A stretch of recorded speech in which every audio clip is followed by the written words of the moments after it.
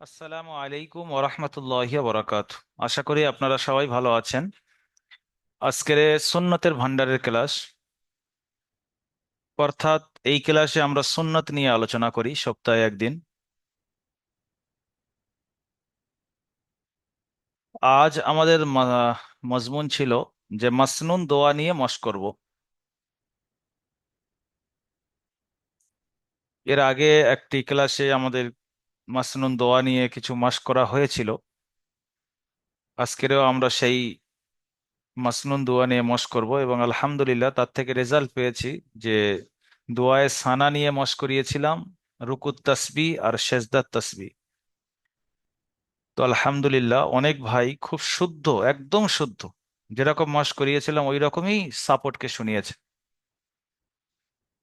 কিন্তু কষ্টের বিষয় এটা যে অনেক ভাই রয়েছেন মাসনুন দোয়া সাপোর্ট অ্যাডমিনকে শোনায় না, অথচ আপনি যে নামাজে দোয়া সানা পড়ছেন বা রুকুত তাসবি সেজদাত তাসবি পড়ছেন, সাপোর্ট থেকে যদি আপনি একবার চেক করিয়ে নেন যে আপনি সঠিক পড়ছেন কি বেঠিক পড়ছেন, এতে গুনাহ হবে বলে আমার মনে হয় না।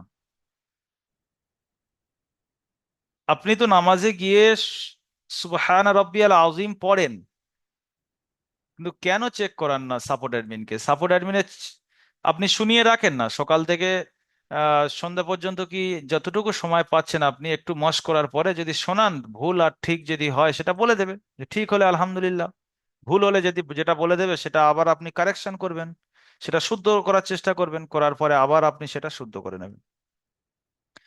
তো আজকেরে আমি আপনাদের নামাজের মধ্যেই প্রথম দোয়াগুলো আমাদের ইম্পর্টেন্ট, যেমন খাওয়া শোয়া ওঠা বসা গাড়িতে চড়া, এগুলো দোয়াগুলো তো মস্ক হবে বা মুখস্থ করানো হবে, কিন্তু আমাদের মাসনুন দোয়ার বইয়েতে নামাজের বিষয়বস্তুগুলো আগে এই জন্য করা হয়েছে যে আপনারা যেহেতু সব থেকে বেশি সম্মুখীন হন নামাজের, তো সেই নামাজটা আগে আমাদেরকে শুদ্ধ করতে হবে। নামাজে গিয়ে আমরা যে দোয়াগুলো পড়ি আমরা নিজেরাই বুঝতে পারি না যে আমরা কি পড়ছি। তো অনেক ভাই এই সপ্তাহে প্রশ্ন করেছিলেন, সেই প্রশ্নগুলো উত্তর একটু দিই। যে কোন ওয়াক্তের কয় রেকাত নামাজ আমরা আদায় করব? আমরা জানি ফজর নামাজ, ফজরের নামাজের 4 রেকাত নামাজ জানি আমরা, 2 রেকাত সুন্নাত আর 2 রেকাত ফরজ। এক ভাই প্রশ্ন করেছিলেন যে ফজরের সুন্নাত মসজিদে গিয়ে দেখছি ইমাম সাহেব নামাজে দাঁড়িয়ে গিয়েছে, তো সুন্নাত পড়বো না নামাজে ইমাম সাহেবের সাথে সামিল হয়ে যাব? এই বিষয়ে উত্তর ভালো করে শুনে নেন সবাই। ফজরের নামাজ ছাড়া অন্য কোনো নামাজ, জোহর, আসর, মাগরিব, ইশা বা জুমার নামাজ, যদি আপনার মসজিদে গিয়ে দেখছেন যে জামাত দাঁড়িয়ে গিয়েছে বা আপনি যেখানে নামাজ পড়ছেন জামাত ঘরে সেখানে জামাত দাঁড়িয়ে গিয়েছে, ফজরের নামাজ ছাড়া অন্য যে কোনো নামাজে সুন্নাত নামাজ না পড়ে জামাতে অংশগ্রহণ করবেন। ফজরের ক্ষেত্রে একটু ব্যতিক্রম, যদি আপনার আশঙ্কা থাকে যে ইমাম সাহেবের সালাম ফেরার আগ পর্যন্ত আমার সুন্নাত কমপ্লিট হয়ে যাবে, ভালো করে বুঝে নেন, ইমাম সাহেবের সালাম ফেরার আগ পর্যন্ত আমার 2 রেকাত সুন্নাত কমপ্লিট হয়ে যাবে, তাহলে আপনি সুন্নাত পড়ে তারপরে ইমাম সাহেবের সঙ্গে সামিল হবেন। আর যদি আপনার মধ্যে এটা এসে যায় যে আমি 2 রেকাত সুন্নাত পড়তে গেলে ইমাম সাহেবের সালাম ফেরা হয়ে যাবে, তাহলে আপনি সুন্নাত ছেড়ে ইমাম সাহেবের সঙ্গে শরিক হয়ে যান। আশা করি আপনাদের এ বিষয়ে বুঝিয়ে এসে গিয়েছি।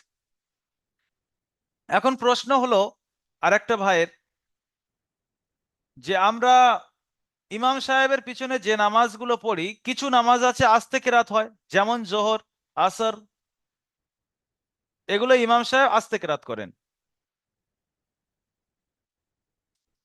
আর ফজরে, মাগরিবে, ঈশাতে ইমাম সাহেব প্রথম 2 রেকাতের কেরাত জোরে পড়েন।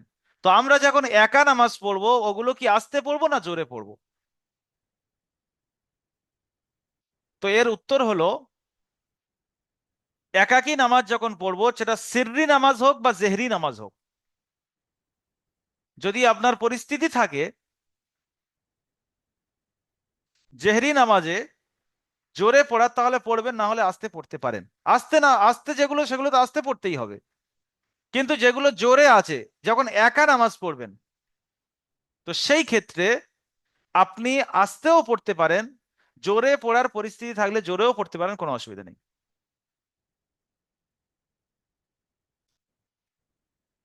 ফরজ নামাজ প্রথম দুরাকাতে সূরা মেলানো হয়, আর লাস্টের দুরেকাতে বা লাস্টের এক রেকাতে, 3 রেকাত আর 4 রেকাত আলী নামাজে শুধু সূরা ফাতিহা পড়া হয়, সূরা মেলানো হয় না।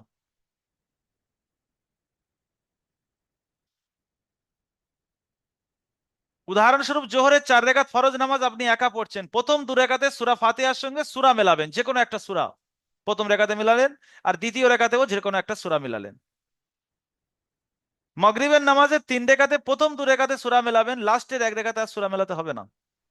জোহরের 4 রেকাত ফরজে প্রথম 2 রেকাতে সূরা মেলাবেন, লাস্টের 2 রেকাতে শুধু সূরা ফাতিহা পড়বেন, সূরা মেলাতে হবে না। একা নামাজ যখন পড়বেন, যখন জামাতে পড়ছেন তখন তো ইমাম সাহেব পড়ছে, ওটা তো আপনার কিছু করতে হচ্ছে না। একা নামাজ পড়ার ক্ষেত্রে আপনাকে জানিয়ে দেওয়া হচ্ছে। আর আমরা কর্মব্যস্ত মানুষ, অনেক নামাজ জামাতের সঙ্গে আমরা পাই না। বাইরে ট্রেনে, বাসে আমাদের নামাজ অনেক জামাত ছুটে যায়, বিশেষ করে ব্যস্ত মানুষদের। কিন্তু আমাদের ঘরে যারা আব্বারা রয়েছেন, বয়স্ক মানুষরা, তারা কিন্তু মসজিদে কন্টিনিউ যাচ্ছে আসছে, নামাজের টাইমের আগে তারা পৌঁছে যাচ্ছে। কিন্তু আমাদের হয় না, আমরা যেহেতু ব্যস্ত। দোকান বন্ধ করতে করতে গিয়ে দেখছি মসজিদে যদিও পৌঁছাচ্ছি, দেখছি 2 রেখাত ছেড়ে গিয়েছে বা নামাজ হয়ে গিয়েছে। বা বাসে রয়েছি, ট্রেনে রয়েছি, বাড়িতে এসে নামাজ পড়তে হচ্ছে। এই ক্ষেত্রে আমাদের এই মাসাইলগুলো খুব সম্মুখীন হতে হয়। তাই ভালো করে বুঝে নেন, ভালো করে ধ্যান দিয়ে শোনেন, ইনশাল্লাহ কাজে আসবে।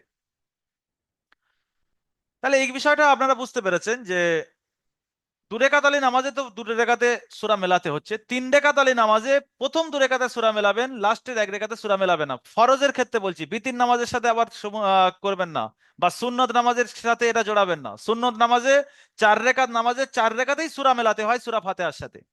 কিন্তু ফরজ নামাজের ব্যাপারে প্রথম 2 রেখাতে সূরা মেলাবেন, দ্বিতীয় 2 রেখাতে শুধু সূরা ফাতিহা পড়বেন, বা দ্বিতীয় এক রেখাতে, যেটা 3 রেখাত নামাজ 1 রেখাত থাকছে, শুধু সূরা ফাতিহা পড়বেন।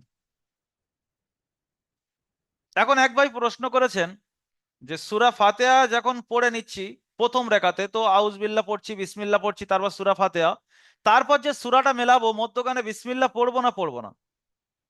মধ্যখানে বিসমিল্লাহ পড়তে হবে না, শুধু ডাইরেক্ট সূরা পড়বেন। আর দ্বিতীয় রেখাতে যে সূরা ফাতিহা পড়বেন, শুধু বিসমিল্লাহ দিয়ে শুরু করবেন, আর আউজ বিল্লাহ পড়তে হবে না। উদাহরণস্বরূপ আপনি মাগরিবের 3 রেখাত ফরজ নামাজ পড়ছেন, বা আহ এশারের আগে 4 রেখাত সুন্নত নামাজ পড়ছেন উদাহরণস্বরূপ।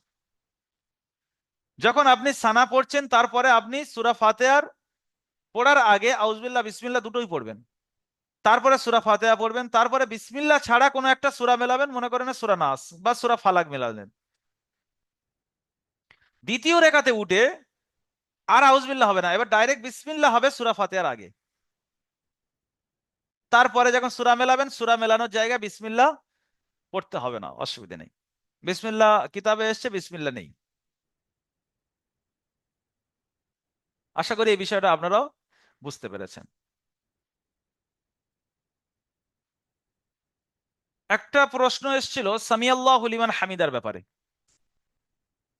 আপনি কারের পিছনে নামাজ পড়ছেন, সে বলল সামিয়াল্লাহু লিমান হামিদা, অর্থাৎ ইমাম সাহেব বলল।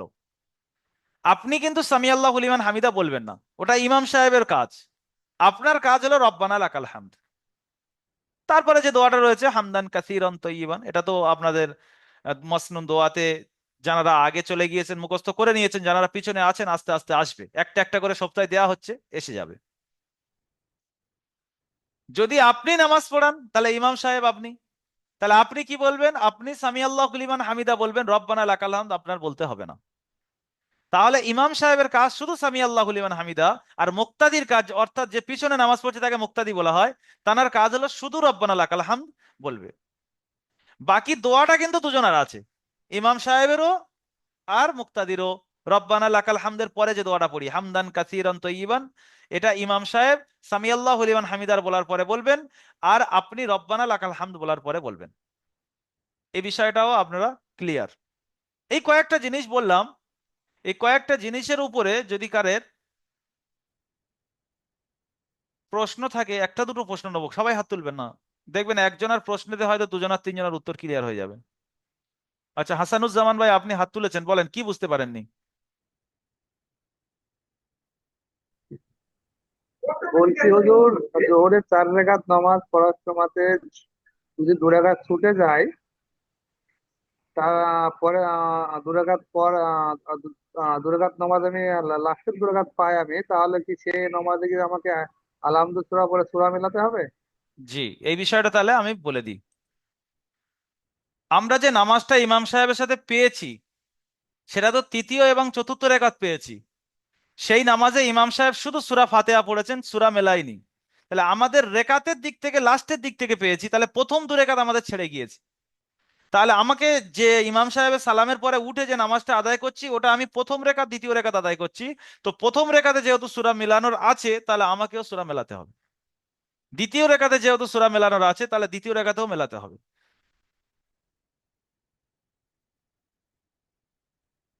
তাহলে আমরা যত নামাজ ইমাম সাহেবের সাথে পড়বো, যেগুলো ছেড়ে যাবে, যে নামাজটা আমি পেয়েছি সেই নামাজের হুকুম লাগবে, যে ওটা তৃতীয় রেখাত পেয়েছি বা চতুর্থ রেখাত পেয়েছি, ওই রেখাতের হুকুমটা আমার সঙ্গে লাগবে, যে আমি তৃতীয় রেখাত, ওটা ওটা আমার প্রথম রেখাত নয়। আমি জোহরের যে তৃতীয় রেখাত বা চতুর্থ রেখাত পেয়েছি, ওটা আমার তৃতীয় চতুর্থ রেখাত হবে, প্রথম দ্বিতীয় রেখাত হবে না। তাহলে আমাকে প্রথম দ্বিতীয় রেখাত যেটা ছেড়ে গিয়েছে, সেটা তার মতন করে আদায় করতে হবে। প্রথম রেখাতের যে হুকুম, দ্বিতীয় রেখাতের যে হুকুম। বুঝতে পেরেছেন আশা করি। হাসানুজ্জামান ভাই বলেন, বুঝতে পেরেছেন তো?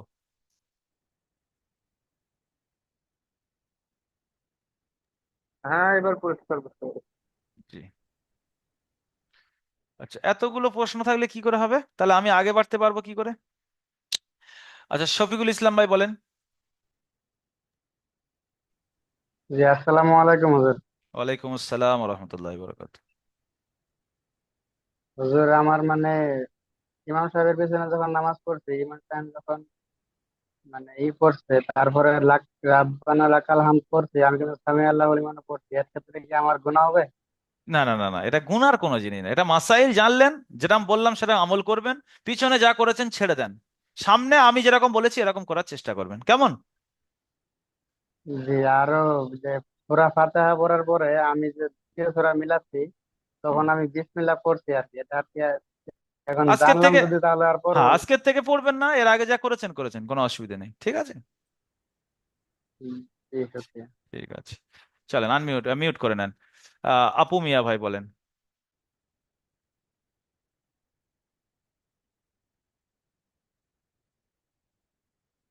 আপু মিয়া ভাই আনমিউট করেন। কোথায় গুলিয়ে গেল?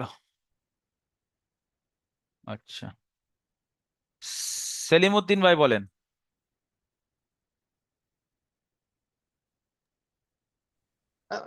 আসসালামু আলাইকুম। ওয়ালাইকুম আসসালাম রহমতুল্লাহি বরকাত। হুজুর, আমি একটা মানে ওইটাও জিজ্ঞাসা চাচ্ছি যে মসজিদে তো আজান হচ্ছে, জি। তো আমি ঘরে তো আজান শুনতে পাই। জি। তো আমি ফরজ নামাজ পড়িতে সময় আমি একলা একলা আমি নিজে নিজে পড়িতে সময় আমি আকামত দিতে পারি ঘরের মধ্যে, এই জিনিসটা। আচ্ছা আচ্ছা, বলে দিচ্ছি। হ্যাঁ, এটাও একটা প্রশ্ন করেছিল, সরি। এরপরে আমার এখনো লেখা আছে, এগুলো উত্তর দিতাম, চলেন আপনি বলেছেন মানে বলে দিই। মহল্লার আজান ঘরে নামাজ পড়নে ওয়ালার জন্য যথেষ্ট, আলাদাভাবে আজান দিতে হয় না।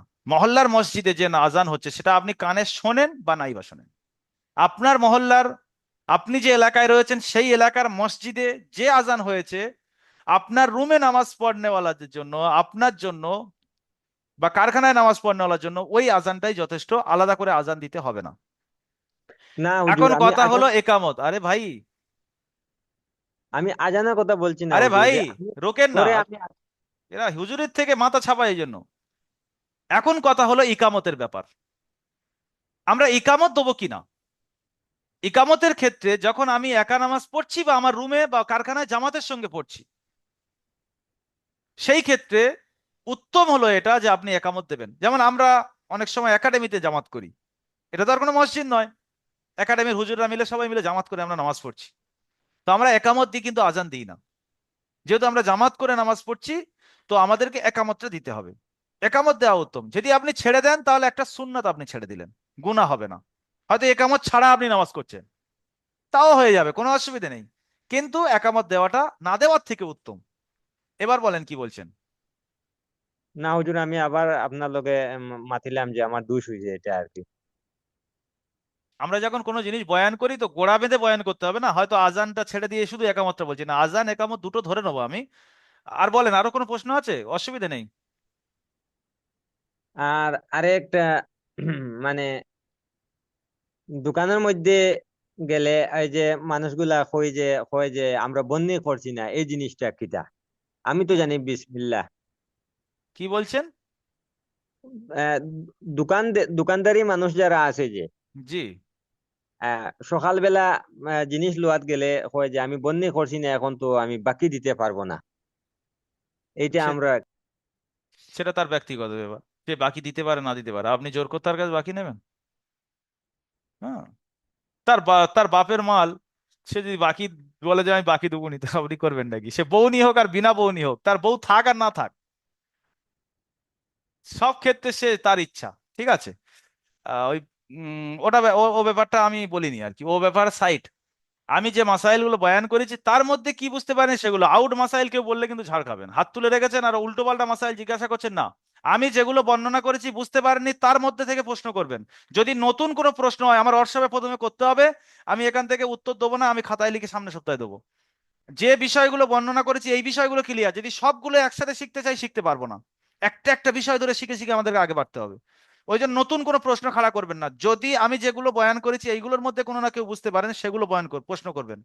অন্য আউট ভাবে নতুন মশলা তাহলে আপনি আমার হোয়াটসঅ্যাপে করেননি কেন? আমি তো সবার পারমিশন দিয়ে রেখেছি, যখন যে বিষয়টা আসবে লিখে রাখবেন, আমার পার্সোনাল হোয়াটসঅ্যাপে করবেন। চলে, নূর হোসেন ভাই বলেন।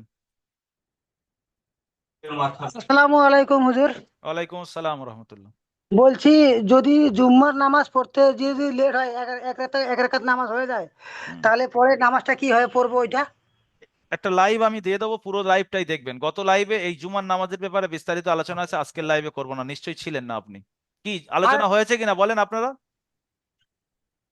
ছিলাম না। আর একটা কথা বলতে চাই হুজুর। হুম।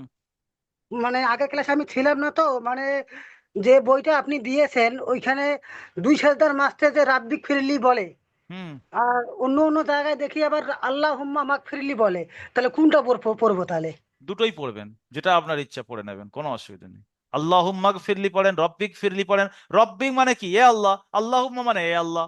এখন আল্লাহুম্মা বলেন বা রব্বি বলেন, রব্বিক ফিরলি এ আল্লাহ আমাকে মাফ করে দেন, আল্লাহুম্মাগ ফিরলি এ আল্লাহ আমাকে মাফ করে দেন, দুটোর মানে একই। জি জি জি, ঠিক আছে। আচ্ছা, সাদ্দাম ভাই।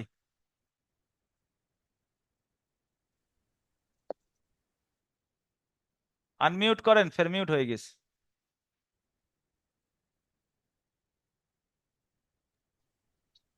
আসসালামু আলাইকুম হুজুর। ওয়ালাইকুম আসসালাম। বলছিলাম কি যে আমার একটা প্রশ্ন আছে। যেরকম মানে মসজিদে আজান হলো, তারপরে আমি মানে উজু করে বেরোলাম নামাজ পড়ার জন্য। তো মানে আমার যেতে যেতে এক রাকাত নামাজ মানে হয়ে গেল, হ্যাঁ, হুম। মানে হয়নি, মানে রুকুতে আছে। তো হুম। আমি যে নামাজটা মানে এখান থেকে যে মানে নামাজটা ধরুন রুকুতে চলে গেছে। তো ওটা মানে আমাকে, যে আমি ডাইরেক্ট রুকুতে মানে চলে গেল, তো ওটা আমার মানে এক রাকাত হবে না, মানে বলে দিচ্ছি, ই করতে হবে? ব্যাপারটা পুরো ক্লিয়ার করে দিচ্ছি। জি।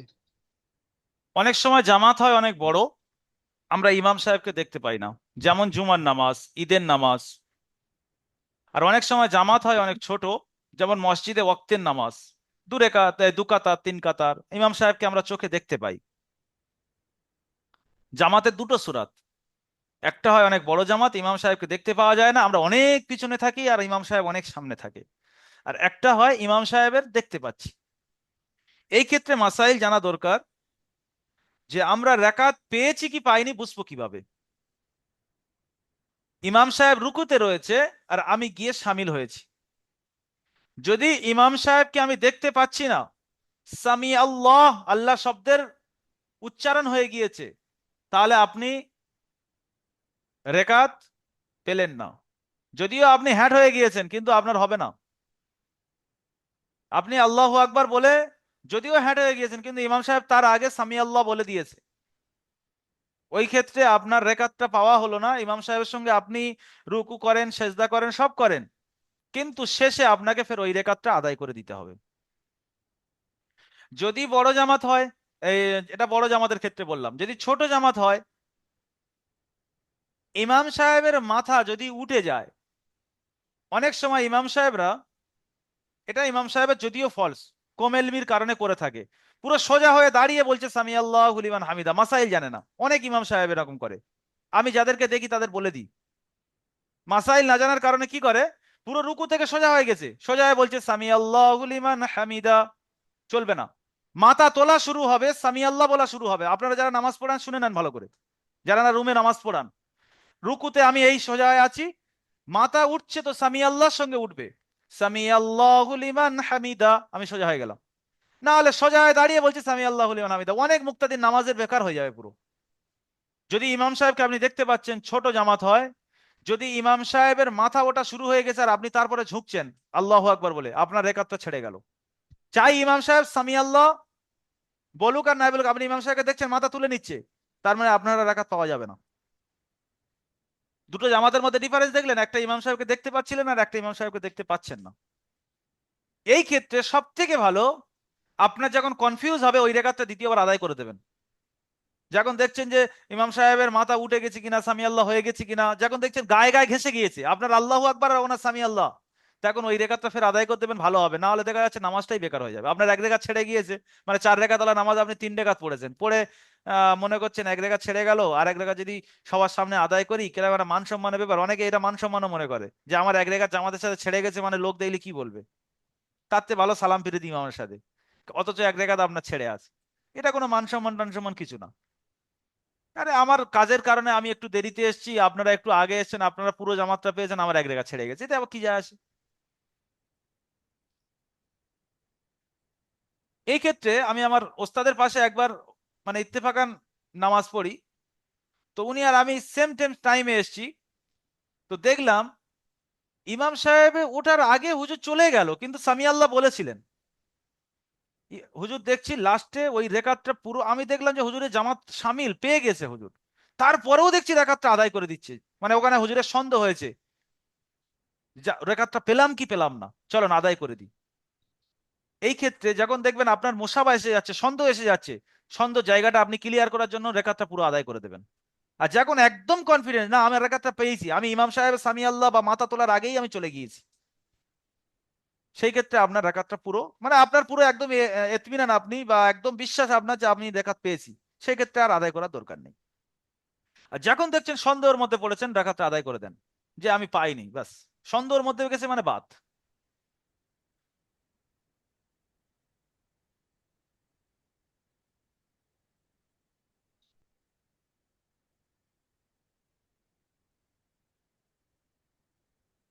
এখানে তাসবিহ পড়ার ব্যাপারে, যে আমি গেলাম আর ইমাম সাহেব উঠে গেল, আমি একবারও তাসবিহ পড়তে পারিনি, তো তাসবিহ পড়ার দরকার নেই, আপনি যান ফের ইমাম সাহেবের সঙ্গে উঠে আসেন। ইমাম মানে আমরা হলো মুক্তাদি, মানে কি আমরা পুরো ইত্তেবা করনেওয়ালা, পরিপূর্ণ ইত্তেবা করতে হবে। ইমাম সাহেব উঠে গেছে মানে আমার স্বামী সুবহান রাব্বিয়াল আজিম যে 3বার পড়তে হবে, এ বিষয়টাও আহ মাথায় থেকে বের করে দেবেন, যে 3বার কেন, একবারও না পড়লেও আমি রুকুতে সামিল হয়েছি, উঠে এসেছি, বাস। এমন নয় যে ইমাম সাহেব ফের সেজদায় চলে যাচ্ছে আর আপনি ওখানে রুকুতে পড়ে 3বার সুবহান রাব্বিয়াল আজিম পড়তে লেগে গেছে। এই বিষয়গুলো খেয়াল রাখবেন।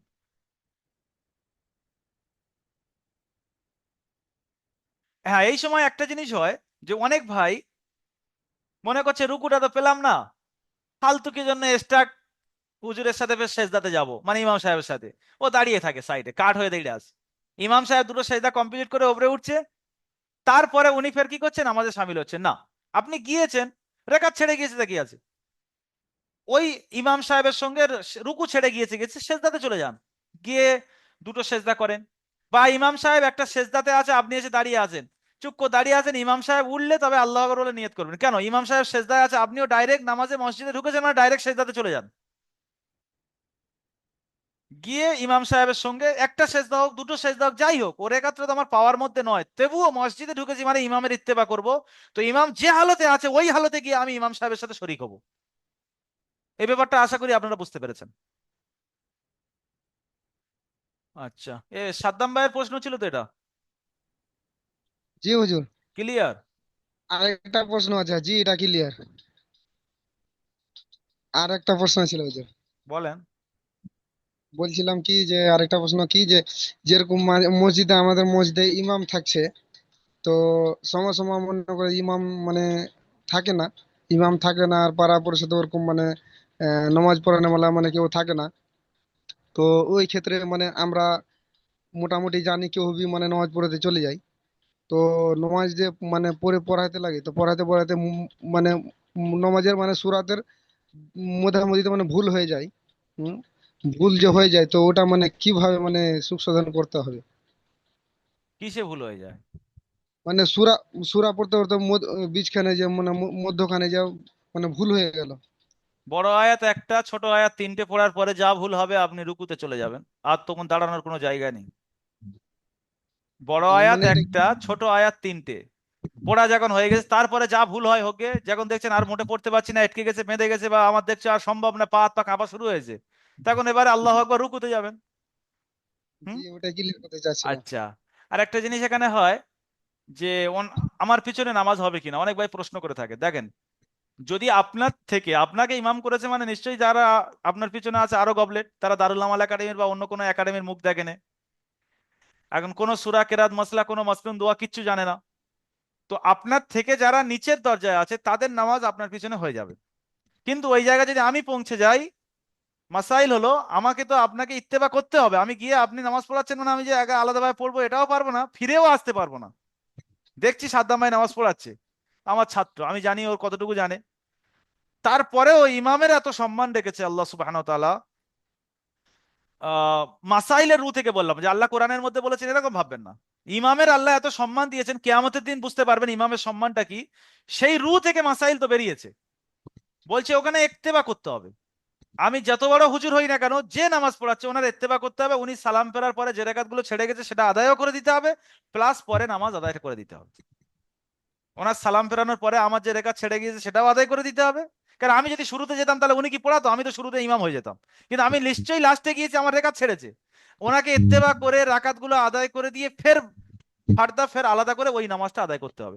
যেহেতু ইমামের থেকে আমি জাননেওয়ালা বেশি, তাই আমার নামাজ ওনার পিছনে হবে না, কিন্তু ওনার পিছনে যারা নামাজ পড়েছে সবার হয়ে যাবে, কারণ ওনার থেকে ওরা কম জানে। চাই ইমাম সাহেব শুধু সূরা ফাতিহা জানে, অন্য সূরা মেলাতেও পারে না, তারও পিছনে নামাজ হয়ে যাবে। কেন? ওর পিছনে যারা আছে তারা শুধু সূরা ফাতিহাটাও জানে না। তাহলে বুঝতে পারলেন, ইমামের যদি জাননেওয়ালা ইমাম যদি হয়, তার থেকে কম জাননেওয়ালাদের পিছনে ওনার পিছনে নামাজ হয়ে যাবে, কিন্তু জাননেওয়ালা যদি এসে যায় তার ক্ষেত্রে এই। সুতরাং আপনারা যারা না নামাজ পড়ান, আপনার পিছনে আপনার থেকে কম জাননেওয়ালাদের নামাজ হয়ে যাবে, কিন্তু কোনো আলেম হাফেজের নামাজ, হাফেজদের ক্ষেত্রে তো বলতে পারছি না, ওনারা শুধু কোরআন মুখস্থ করে।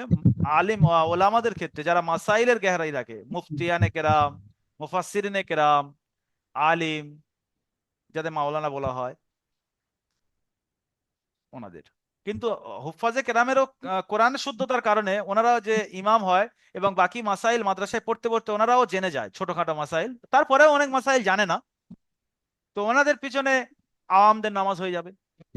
কিন্তু যখন কোনো বড় আলিম থাকে, তারা আবার শুধু, যারা হাফেজ, যা মাসাইলের জ্ঞান খুব কম রাখে, একদম সিম্পল, সবে হাফেজ হয়েছে, তারাও কিন্তু তাদের ইমাম করে না, তখন আলিমটা গিয়ে দাঁড়ায়। এই ক্ষেত্রে মসজিদে ইমাম সাহেব চোনার ক্ষেত্রে, যাতে বড় বড় জুমার মসজিদ যাদের, অবশ্যই হাফেজের সঙ্গে মানে আলিম হওয়াটা, মানে নেওয়াটা, নির্বাচন করাটা বেস্ট। যদি শুধু হাফেজ হয় তাও চলবে, অসুবিধা নেই, কিন্তু বেস্ট হলো এটা বড় বড় জুমার মসজিদ যাদের হাফেজের এটা সাধারণত এখন নিচ্ছে, আগে শুধু হাফেজদের নেয় না, কিন্তু ছোটখাটো মসজিদগুলো কোনো ব্যাপার না, ওদের ওখানে তো কোনো ব্যাপার না। কিন্তু বড় বড় মসজিদে যেখানে মাসাইলের প্রয়োজন হয়, বড় মহল্লাকে কবজা করতে হবে, তাদেরকে দিন শেখাতে হবে, তো যদি আলেম হয়, মুফতি হয় তো বেস্ট, বা মুফাসসিরিনে কেরাম হলে তিনিও সপ্তাহে একদিন কোরআনের দর্শ দিতে পারলেন। তো এই ক্ষেত্রে আমরা কিন্তু খেয়াল রাখি না। আপনাদের যাদের মহল্লা মসজিদ আছে, আপনার একটা মহল্লার মসজিদ আছে, ওই মসজিদে ইমাম সাহেব চোনার ক্ষেত্রে খুব যোগ্যতাপূর্ণ ইমাম সাহেব খোঁজা দরকার। গ্রামের মানুষের তারাক্কি হবে, উন্নতি হবে। কেউ মিউট খুলে রেখেছেন, বন্ধ করে নেন, প্রচুর একটা আওয়াজ আসছে, এই সাদ্দাম ভাইয়ের হেডফোনের আওয়াজ আসছে, বন্ধ করে দিস থাক। আবার সেই ক্ষেত্রে কি, বড় ইমাম নিলে আবার কি করতে হবে? পয়সা দিতে হবে বেশি। সেই ক্ষেত্রে আমরা কি করি, যা হোক একটা নিয়ে এসো, হয়ে যাবে, নামাজ তো পড়বো। হোক 5,000, 6,000, ঠিক আছে। এই ক্ষেত্রে একটু খরচ করবেন আপনারা। যে যে জায়গায় আপনি 20 টাকা চাঁদা দিচ্ছিলেন ইমাম সাহেবের জন্য, মানে হাদিয়া স্বরূপ দিচ্ছিলেন, চাঁদা নয় এটা, মানে আমরা চাঁদা হিসেবে বলি যে পাড়ায় থেকে চাঁদা তুলে ইমাম সাহেব কি দেয়, মাইনে দেয়, সেটা হাদিয়াই ধরে নেন। তো ওই জায়গায় 20 টাকার জায়গায় 100 টাকা খরচ করে যদি একটা যোগ্যতাপূর্ণ আলেম থাকে, তাহলে আপনার বাচ্চারও জিন্দেগি বানবে, যে আপনার বাচ্চাকে দিনদার বানাবে, যে আপনার আহ, পরিবেশকে, আপনার এলাকার পরিবেশকে সঠিক করবে, সে যদি নর্মাল হয় তাহলে কি হবে? আমরা এই বিষয়ে কিন্তু খেয়াল করি না। আমাদের এখানেও আমি দেখি ইমাম সাহেব চোনার ক্ষেত্রে কার মাইনে কত কম আছে, তার যোগ্যতা যাই পারে হোক, 5,000, 6,000, ঠিক আছে নিয়ে শুধু তো নামাজটা পড়বো রে বাবা, যাবো ঠুকবো চলে আসবো। কিন্তু একটা ইমাম সাহেবের দায়িত্ব পুরো মহল্লাকে কি করা, সৌন্দর্য করা। সে কখন করবে? তার পেটে তো খিদে। এই জন্য আমরা এই বিষয়গুলো, আমরা এক একটা এলাকায় থেকে এক একজন এখানে আছি, সেই জন্য লাইভে বললাম এটা। আপনারা এই বিষয়গুলো, যাদের মসজিদের সঙ্গে সম্পর্ক আছে, যাদের কথা মসজিদে চলে, বা যাদের আল্লাহ অর্থ দিয়েছে, ইমাম সাহেবের পিছনে 1,000, 2,000 টাকা খরচ করেন, ভালো যোগ্যতাপূর্ণ ইমাম আনেন, দেখবেন আপনার এলাকা চেঞ্জ হয়ে গিয়েছে। চলেন মজমুনটা ঘুরে অন্যদিকে চলে যাচ্ছে। তো সাদ্দাম ভাই, আপনার প্রশ্নের উত্তর ক্লিয়ার? জি হুজুর, ক্লিয়ার। মানে মানে কেউ কেউ বলছে না, মানে মানে মা মসজিদ, এই আপনার কোনো প্রশ্ন থাকলে বলেন, আমাদের এইসব জুমা মসজিদ প্রশ্নগুলো বড় আমার বড় মাথা মসজিদ। ঘোড়া ডিম গরম হয়ে যায়। কেউ কেউ বলছে এসব কি ধরনের কথা, জি আপনার জি। কোনো প্রশ্ন থাকে সেটা জানেন। কেউ কেউ বলছে এইসব ধরনের প্রশ্নগুলো মানুষকে উলঝান করে দেয়, মুসলমানদের মধ্যে বিচ্ছেদ করে দেয়।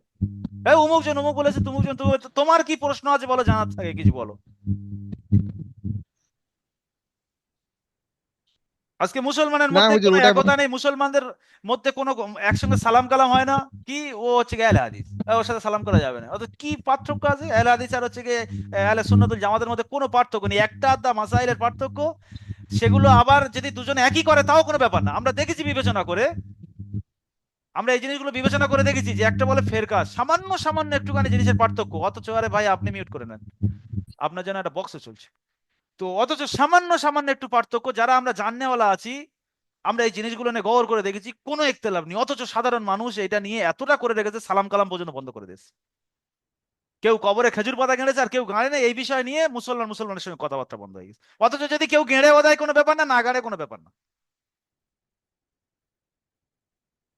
বলেন, ওই ওই অমুক বলেছে, তুমুক বলেছে, নিজের কি জানা আছে এটা কিছু কিছু জানে না। বলে আমার বেটা পরীক্ষা ফেল করেছে, কোনো যায় আসে না, পাশের বাড়ির মেয়েটা তো ফেল করেছে।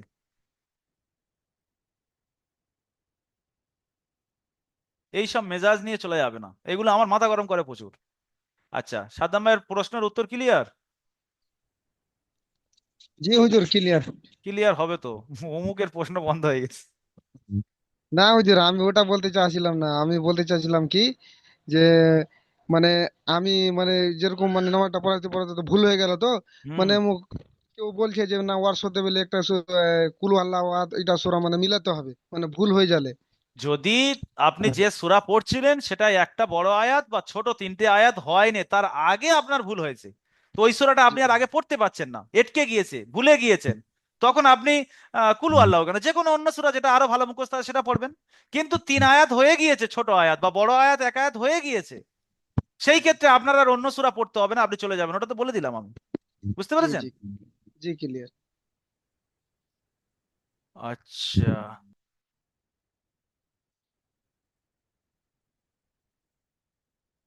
এমন একটা প্ল্যাটফর্ম নিয়ে বসে আছি, সত্যি কথা,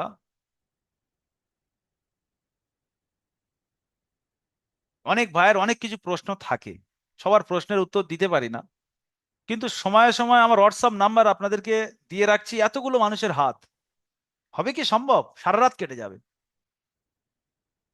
সবার মনের চাহিদা যে বড়জোরের সঙ্গে লাইভে গিয়ে একটু হাত তুলে কথা বলবো, কিন্তু আমি সবার চাহিদা পূরণ করতে পারি না। আল্লাহর রাস্তে আমাকে কেউ মানে কিয়ামতের দিন এই বিষয় নিয়ে ধরবেন না, ক্ষমা করে দেবেন। হয়তো এই বিষয়ে আপনারা যদি ধরেন, আমি হয়তো পাকড়া হয়ে যাবো, যে আপনার প্ল্যাটফর্মে পড়েছি, আপনার সঙ্গে একবারও কথা বলতে পারিনি লাইভে। কিয়ামতের দিন ধরবেন না, ক্ষমা করে দেবেন, আমার হোয়াটসঅ্যাপ নাম্বার সবার কাছে আছে। আর কেউ এরকম বলতেও পারবে না যে আমি প্রশ্ন করেছি আর হুজুর উত্তর দেয়নি। আমার হোয়াটসঅ্যাপে যে কেউ প্রশ্ন করে উত্তর পেয়ে যায়, সে 2 মিনিট দেরি হলেও। সেই ক্ষেত্রে আপনারা যাদের প্রশ্ন নিচ্ছি আর যাদের নিতে পাচ্ছি না, ক্ষমা দৃষ্টিতে দেখবেন, এবং এই বিষয়টা নিয়ে কিয়ামতের দিন আল্লাহর সামনে যেন প্রশ্ন না হয়। আমি আগে থাকতে ক্ষমা চেয়ে নিচ্ছি। আমি একটু আপনাদের এতগুলো প্রশ্ন নিলে আমি যে মেন জিনিসটা একটা মশ করাবো বলে এসেছি সেটা পারবো না। আরে ভাই এই কেন চ্যাট করছেন? রাজ্জাক বিন ইউসুফ নিয়ে কিছু বলেন, এ কি, এগুলো কি হয়েছে? এগুলো বলবো বলে আমি এসেছি? আপনি যদি ওনার বিষয়ে জানেন আপনি নিজে মিউট খুলে দিচ্ছি, বলেন। এখানে বলেন এনার নিয়ে কিছু বলেন। এখানে কি এইগুলো এসছেন হুজুরের কাছে কিছু শিখতে এসছেন কি সেটাই বলেন। আর ওনার বিষয়ে বিস্তারিত জানলে ইউটিউবে সার্চ করেন না, বিস্তারিত জেনে যাবেন। এখানে আমি কেন বলবো? হুজুরের বিষয়ে যদি কিছু বিস্তারিত জানতে চান ইউটিউবে যান না, ওনার বিস্তারিত দেওয়া আছে ওখানে। ওনার বয়ানগুলো শোনেন না, সব বুঝতে পারবেন, ওনার হিস্ট্রি কি সব বুঝতে পারবেন। একজন বলছে ওনার ব্যাপারে বলেন, আর একজন বলছেন কেন বলবেন। এটা নিয়ে ওরাও তো মানে চ্যাটেও প্রশ্ন উত্তর শুরু করে দিয়ে, চ্যাট বন্ধ করে দেবো কিন্তু আমি। চ্যাট টোটালি বন্ধ করা যায়, কেউ চ্যাট করতে পারবেন না।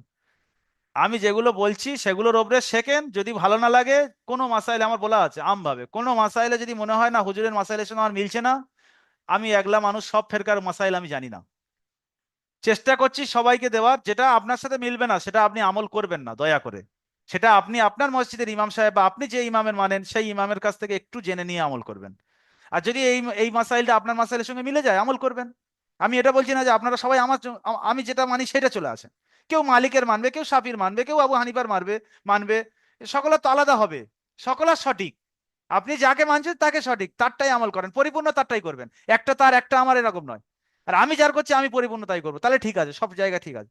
একটা ওনার একটা এনার একটা তেনার করা যাবে না। এখন কোনোটা আমার সাথে মিললো না, আপনার আপনার ইমামের মাসাইলটা আলাদা, তো আপনি এটা বা করবেন কেন? ছেড়ে দেবেন। এতগুলো মানুষকে নিয়ে তো সবার মতন করে আর বয়ান করা যায় না। আপনিও এই জায়গায় বলে আপনিও হোপলেস হয়ে যাবেন, কারটা বলবো আর কারটা বলবো না। আচ্ছা, আপনাদের নিয়ে একটু মাসনুন দেওয়ার একটু মশ করানো ছিল, চলেন। এই রুকু থেকে আমরা রুকুতে যাওয়ার দোয়াটা করেছিলাম। সরি। তো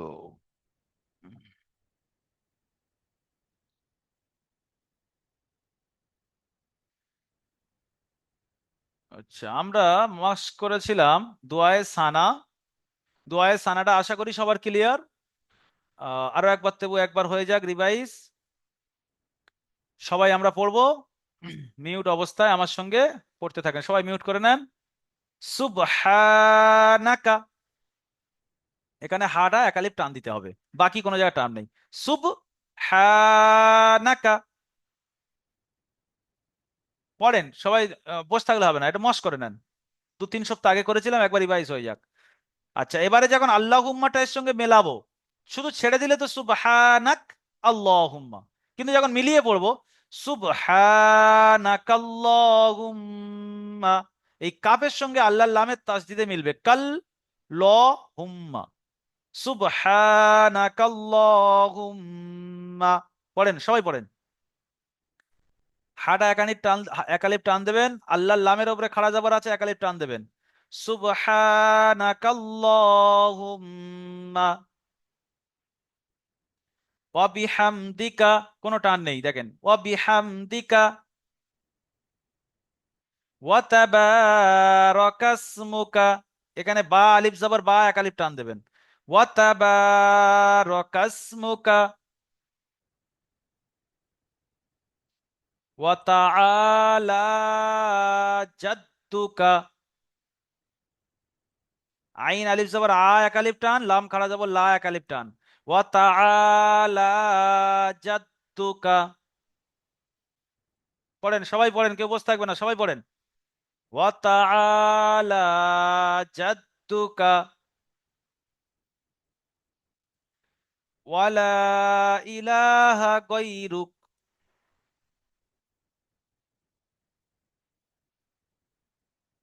ওয়ালা, লাম আলিফ জবর লা, একালিপ টান দেবেন। ইলা লামের উপরে খাড়া যাবার, একালিপ টান দেবেন, বাকি কোনো জায়গায় টান দেবেন না।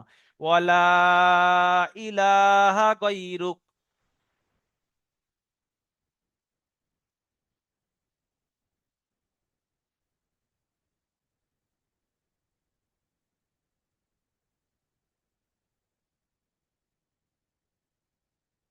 দোয়ায়ে সানা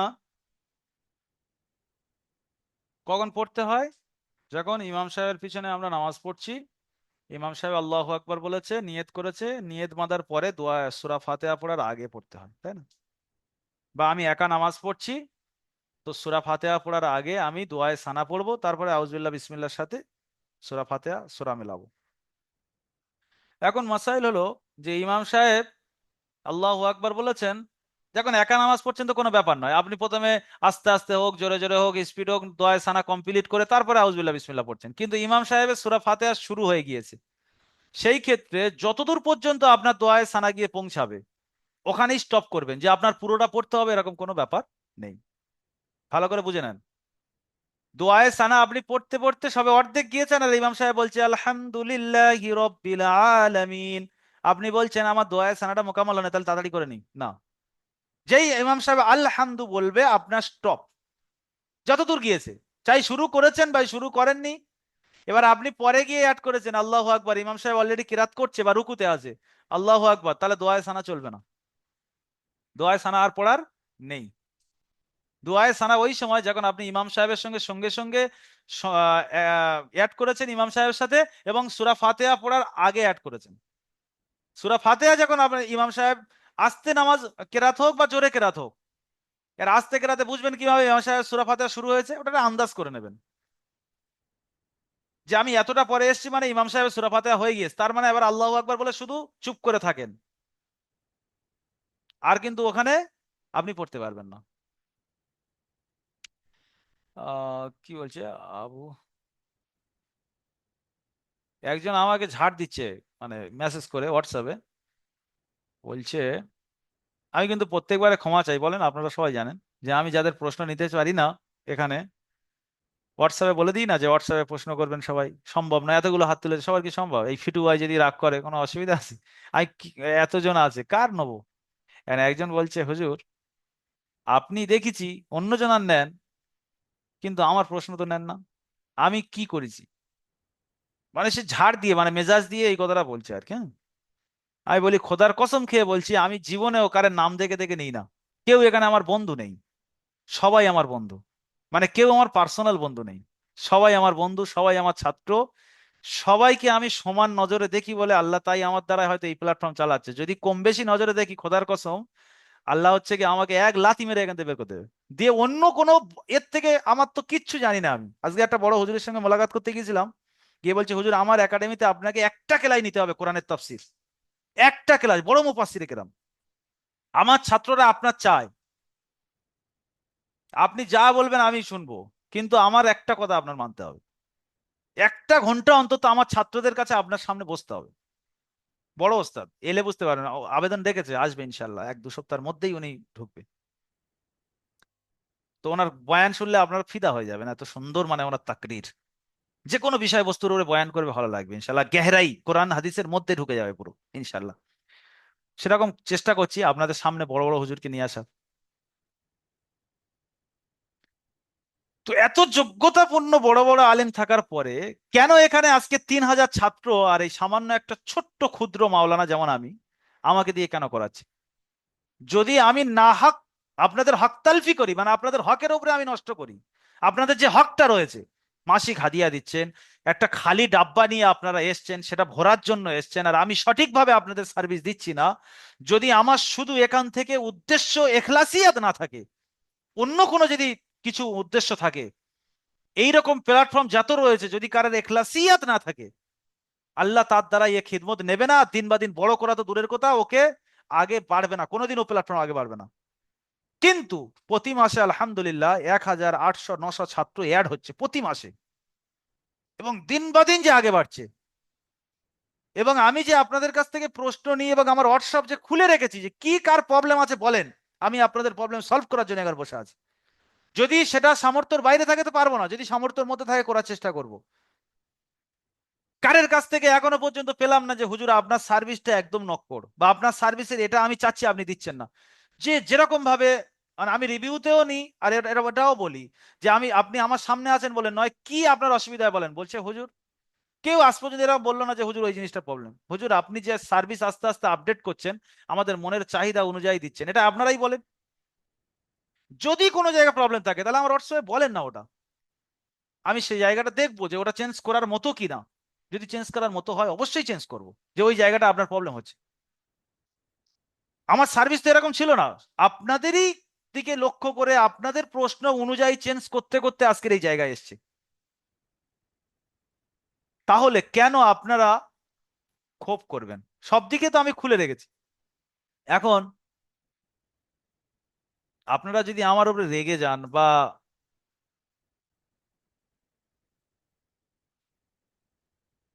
মাওলানা হুজুর, হ্যাঁ ওটা একটু দেখেন তো কত, হুজুর কত আছে?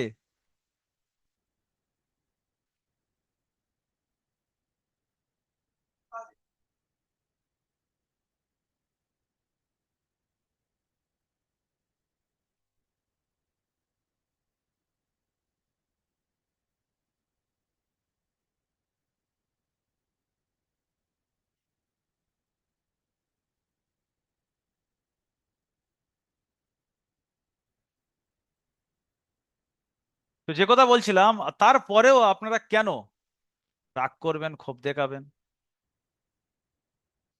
এটা এমন একটা প্ল্যাটফর্ম সম্ভব নয়, যখন আপনাদের হাত তুলতে বলবো দেখবো 100 হাত উঠে গিয়েছে। তো আমি সেই জন্য হোয়াটসঅ্যাপ খুলে রেখেছি। সব সময় আপনাদের কাছে আমি ক্ষমা চাচ্ছি যে এই বিষয়টা নিয়ে বাড়াবাড়ি করবেন না। হুম। আচ্ছা, এখানে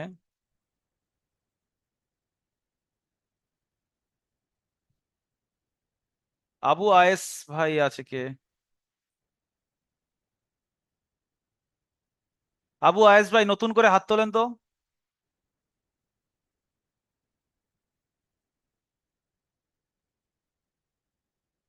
বলেন। জি হুজুর, আসসালামু আলাইকুম। ওয়ালাইকুম আসসালাম রহমতুল্লাহ। হুজুর, আমার একটা প্রশ্ন ছিল, বলেন, বলবো হুজুর? প্রশ্ন যদি প্রশ্নের মতো হয় বলেন। চার রাকাত, আমি মানে ইমাম সাহেব 4 রাকাত ফরজ নামাজ পড়াচ্ছে, এবার আমি গিয়ে দেখলাম যে 2 রাকাত বা 3 রাকাত বা ছুটে গিয়েছে আমার। এবার শেষ বৈঠকে ইমাম সাহেব তো দরুদ শরীফ, উম আত্তাহিয়াতু, দরুদ শরীফ, দোয়া মাসুরা পড়ে সালাম ফিরবে। তাহলে ওখানে আমার করণীয় কি? আমি কি শুধু এই আত্তাহিয়াতু পড়ে ওয়েট করব সালাম ফেরানোর পর্যন্ত, আবার বলছি বলছি, তারপরে যে বুঝে এসছি, বুঝিয়ে এসে গেছে বলছি। রাকাতের দিক থেকে আমরা ইমাম সাহেবের সঙ্গে যে রেখাত ছেড়ে যায় লাস্টে গিয়ে ধরি, রেখাতের দিক থেকে আমাদের ওগুলো লাস্টের দিক থেকে সামিল হয়। যেমন ইমাম সাহেবের সঙ্গে তৃতীয় রেখাত চতুর্থ রেখাত পেয়েছি, মানে আমার ওটা তৃতীয় রেখাত চতুর্থ রেখাত, এটা বলে দিয়েছি বিস্তারিত, আগে বললাম লাইভের শুরুতে। বৈঠকের দিক থেকে যে বৈঠকটা আমরা পাই ওটা প্রথম দিক থেকে হয়। রাকাত আর বৈঠকের মধ্যে ছেড়ে যাওয়া নামাজের এটাই পার্থক্য, রেকাতের দিক থেকে শেষ, শেষ দিক থেকে শুরু হয়, আর বৈঠকের দিক থেকে প্রথম দিক থেকে শুরু হয়। ওই জন্য মগরিবের 3 রেখাত বৈঠকে যখন আপনি লাস্টের রেখাতে গিয়ে পান, তো তারপরে ফের 1 রেখাত পড়ে, মানে 1 রেখাত লাস্টে পেয়েছেন, তো ফের 1 রেখাত পড়ে বৈঠক করতে হয়। কেন? আপনার প্রথম বৈঠকটা ওটা লাস্টের দিক থেকে সামিল হয় না, ওটা প্রথম দিক থেকে, আর প্রথমে 1 রেখাতে বৈঠক হয় না, তাই আরেক রেখাত মেলানোর পরে ফের 2 রেখাতে প্রথম বৈঠক হয়, ওই জন্য বৈঠক করতে হয় ওখানে। সেই ক্ষেত্রে আপনার বৈঠকটা প্রথম বৈঠক, প্রথম বৈঠকে কি পড়া উচিত? শুধু আত্তাহিয়াত, দরুদ শরীফ, দোয়া মাসুরা নেই। এই ক্ষেত্রে আপনার ওখানে শুধু আত্তাহিয়াত পড়ে বসে থাকতে হবে, দরুদ শরীফ, দোয়া মাসুরা পড়তে পারবেন না। বলে দিচ্ছি, এখন কিন্তু কেউ ইখতিলাফ করবে না। তাহলে আপনি যখন ইমাম সাহেবের সঙ্গে তৃতীয় রেখাতে বা চতুর্থ রেখাতে অ্যাড হয়ে যে বৈঠকটা পেয়েছেন, ওটা আপনার প্রথম বৈঠক, আর ইমাম সাহেবের লাস্ট বৈঠক। তো ইমাম সাহেবের লাস্ট বৈঠক যেহেতু উনি পড়বে আত্তাহিয়াত, দরুদ শরীফ, দোয়া মাসুরা সব পড়বে, আর আপনার যেহেতু প্রথম বৈঠক তাই আপনি শুধু আত্তাহিয়াত পড়বেন। এখন কথা হলো, বসে আছি আত্তাহিয়াত পড়ে অনেকক্ষণ, ইমাম সাহেব তো দরুদ শরীফ, দোয়া মাসুরা পড়ছে, আমার জেহেন অন্যদিকে ঘুরছে, নামাজ থেকে বেরিয়ে দোকানের হিসেবে, নামাজ থেকে বেরিয়ে কাজ কামের দিকে চলে গিয়েছে। কেন? শুধু বসে থাকলে যাই হয়, কিন্তু যখন দোয়াটা পড়ছিলাম অথচ নামাজের মধ্যে ধ্যান ছিল। যদি এইরকম পরিস্থিতি হয় যে আপনার দোয়া না পড়লে জেহেনটা অন্যদিকে চলে যাচ্ছে, সেই ক্ষেত্রে আপনি দরুদ শরীফ, দোয়া মাসুরা ওখানে বসে বসে পড়েন, অসুবিধা নেই। আর যদি মনে হয় না আমার জেহেন অন্যদিকে যাচ্ছে না, আমি নামাজেই জেহেনটা বাকি রেখেছি, যে আল্লাহ আমার নামাজকে দেখছে, আমার ধ্যানটা নামাজের দিকে আছে, না পড়ে চুপচাপ থাকেন, বসে থাকেন, জান্নাত জাহান্নামের কথা স্মরণ করেন নামাজে বসে বসে, যে জাহান্নাম কত ভয়ঙ্কর, জান্নাত কত মজাদার জিনিস, এই জিনিসটা স্মরণ করেন। আর যদি বেরিয়ে যাচ্ছে মেজাজ তাহলে আপনি পড়তে থাকেন দরুদ শরীফ, দোয়া মাসুরা। আশা করি ক্লিয়ার। এগুলো সুন্নতের ব্যাপার তো, পড়লেও না পড়লেও অসুবিধা হয় না। তাই এই দুটো জিনিস যেটা বললাম, দেখবেন যে মেজাজ যদি ঠিক থাকে তাহলে না পড়া দরকার, কেন ওখানে যেহেতু নেই, ওটা এক্সট্রা হয়ে যাচ্ছে। কিন্তু মেজাজটা ঠিক রাখার জন্য যদি পড়তে চান তো পড়তে পারেন। আজকের যে মাসনুন দোয়াটা মশ করালাম, এটা কি ছিল? দোয়ায়ে সানা। তাহলে রুকু তাসবিহটা একটু মস্ক হয়ে যাক, সবাই বলেন সুবহানা রব্বিয়াল আযীম, শুদ্ধ করে বলেন, হাটা টান দেবেন, সুবহানা রব্বিয়াল আযীম।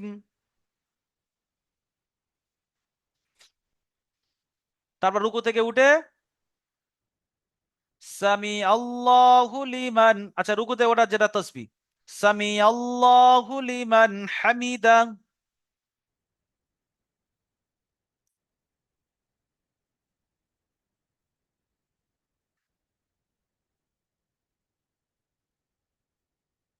রব্বানা লাকাল হামদ,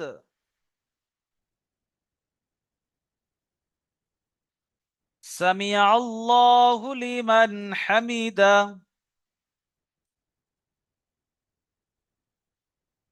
দেখেন এখানে আল্লাহর লামের পূর্বে আইনের উপরে জাবার এসছে, আল্লাহর লামটা পুর হবে সামিয়া আল্লাহ। যারা নুরানি কায়দা পড়েছেন বুঝতে পারছেন, যাদের শেষের দিকে আছে বুঝতে পারছেন, যাদের শুরুর দিকে বুঝতে পারছেন না, তো আল্লাহর লামটা ল পড়তে হবে, লা বলা যাবে না। যখন কায়দা পড়বেন বুঝতে পারবেন, যারা পড়ে নিয়েছে জানে। সামিয়া আল্লাহ, লা বলবেন না, সামিয়া আল্লাহ হুলিমান, হাফেজ হু লামজেল্লি হুলিমান হামিদা, হা বড় হাতের, বড় হা বড়, বড় হা এখানে, ছোট নয়, বড় হাতের বলছি, সরি এটা বড় হা। একটা হয় ছোট হা, হা যেটা গলার শুরু থেকে, আর হা গলার মাঝখান থেকে, বড় হা। হামিদা, রব্বানা লাকাল হামদ। বলেন সবাই শুদ্ধ করে বলার চেষ্টা করেন, আমরা তো নামাজ পড়ি কিন্তু এইগুলো শুদ্ধ না হলে অসুবিধা। তাকবীর গুলো শুদ্ধ হওয়া উচিত, যদিও সুন্নত কিন্তু শুদ্ধ হতে হবে। সামিআ আল্লাহু লিমান হামিদা, রব্বানা লাকাল হামদ। রব্বানাটা টান হবে, বাকি কোনো জায়গায় টান নেই। রব্বানা লাকাল হামদ।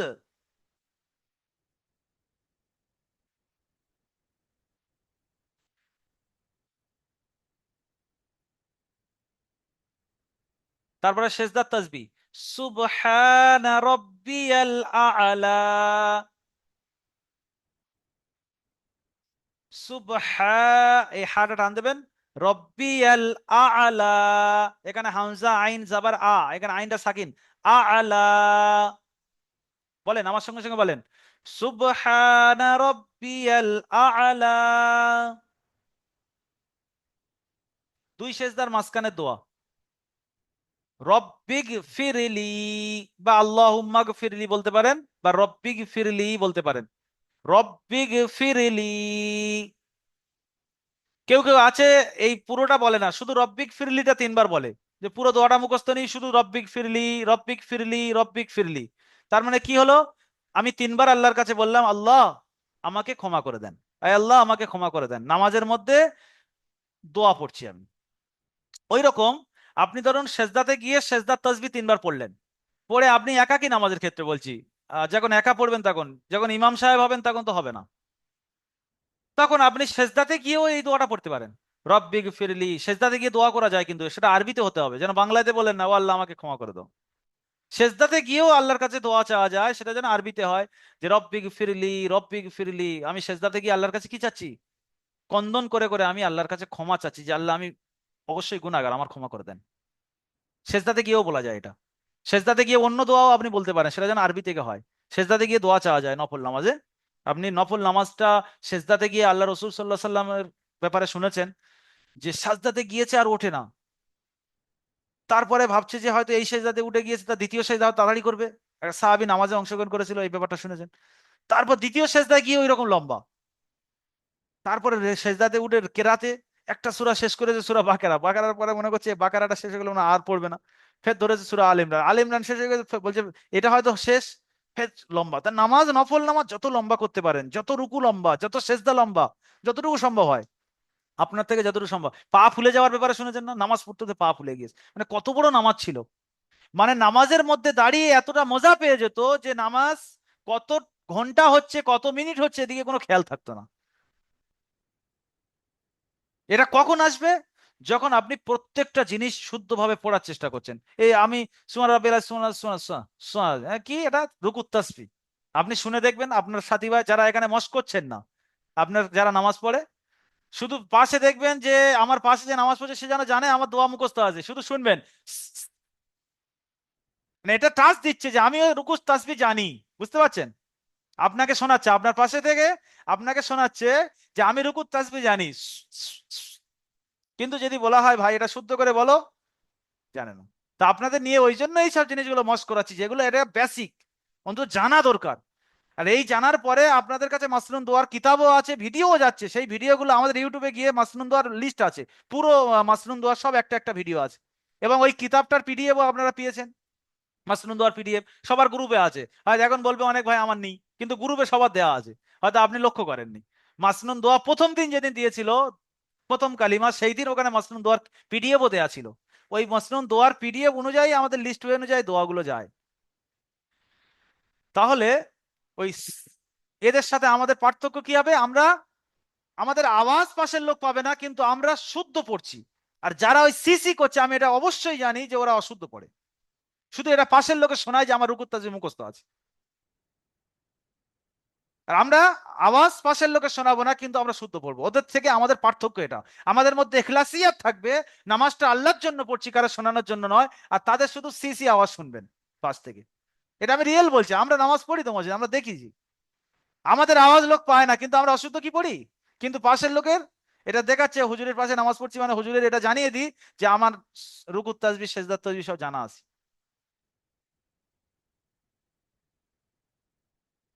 আমি জানি না, হয়তো এটা আমি বাড়তি বলছি, কি আপনাদের সাথে এরকম জিনিস হয় কি হয় না, যে পাশের লোকের আওয়াজ আসে না আসে না বলেন? কি? জি আসে আচ্ছা আসে আছে।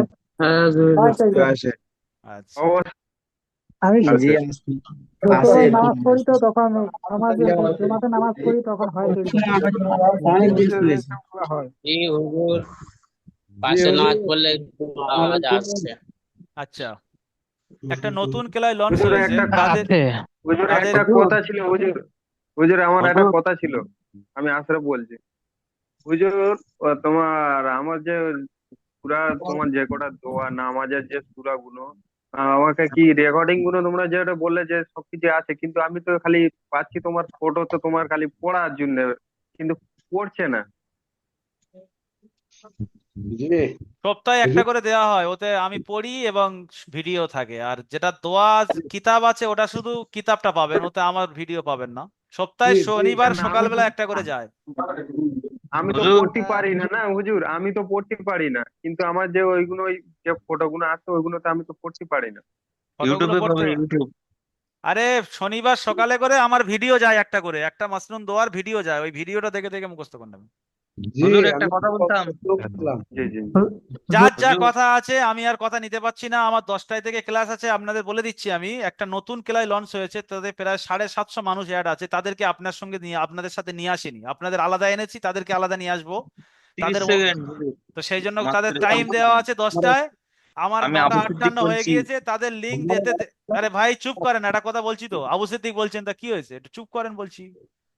আর বলছি আমি, যদি সবাই চেল্লামিল্লি করেন বিচ্ছিরি অবস্থা হয়ে যাবে। তো তাদেরকে টাইম দেওয়া আছে, 2 মিনিট লিঙ্ক দেরি হলে তারা নতুন ছাত্র, আপনারা তো পুরানোরা বুঝে নেন যে হুজুর লিঙ্ক দেবে বলেছে মানে দেবে 2 মিনিট আগে পরে। তো সেই ক্ষেত্রে তারা শুনবে না। আর তাদেরকে 10টা লিঙ্ক পাঠাতে হবে। আর প্রশ্ন নিচ্ছি না, যাদের ইম্পর্টেন্ট প্রশ্ন রয়েছে, করলে না করলে না, যেগুলো জানার বিষয় সেগুলো আমার হোয়াটসঅ্যাপে করেন। আবু সিদ্দিক ভাই বলেন।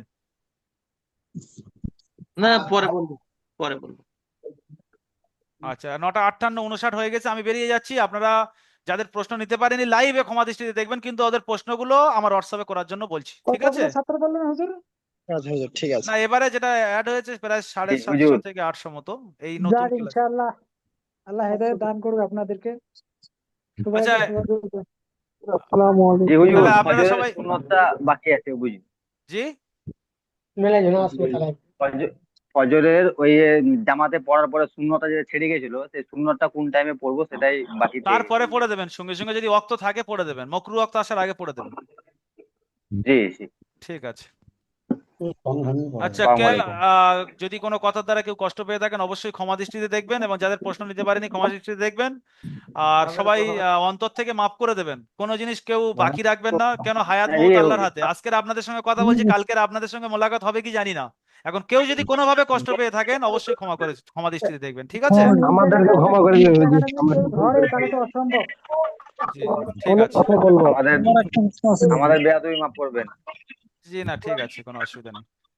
জি জি। আসসালামু আলাইকুম ওয়া আসসালামু আলাইকুম। রাহমাতুল্লাহি ওয়া বারাকাতুহু। ওয়ালাইকুম আসসালাম ওয়া রাহমাতুল্লাহি ওয়া বারাকাতুহু।